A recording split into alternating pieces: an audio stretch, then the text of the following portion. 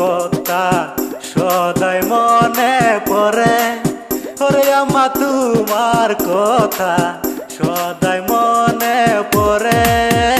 তুমি আজকে থেকে থাকো